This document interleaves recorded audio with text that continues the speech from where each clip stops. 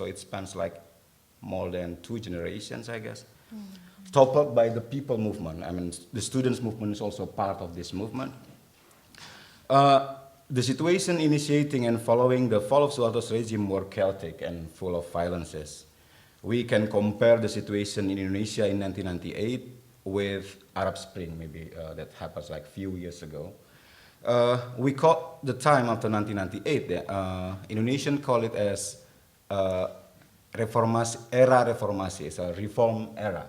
It's not, I don't know, somehow we didn't use like more revolutionary, word or term.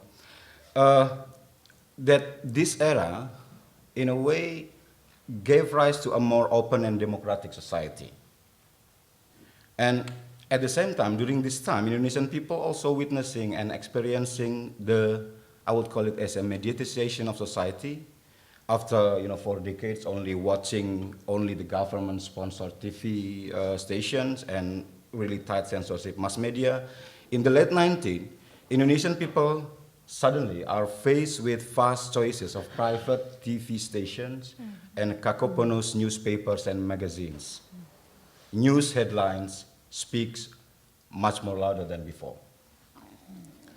A shared optimism among civil society after the downfall of Suharto's authoritarian regime in 1998 was marked by the popularity of terms such as the opening of spaces and freedom of expression that define and capture the new movement of political and cultural transformation called reformasi. But on the other hand, era reformasi also gave rise to fundamentalizations and essentialization of cultural and religion identity. This process, as you might already know, creates a lot of horizontal conflict in Indonesia. Conflicts between ethnic groups, and most devastatingly, horizontal conflicts that are triggered by the expression of religious fundamentalizations. These horizontal conflicts and violences make Indonesian people after 1998 seems like has to relearn our own diversities and plurality.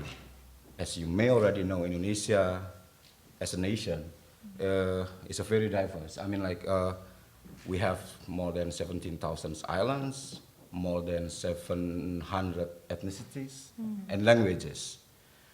So, and in our trajectory, I mean, we move out from campus after this regime going down. And faced with these massive social political changes, as theater artists, consequently, then we were struck by these questions. How has reformasi impacted on theater? If previously theater in Indonesia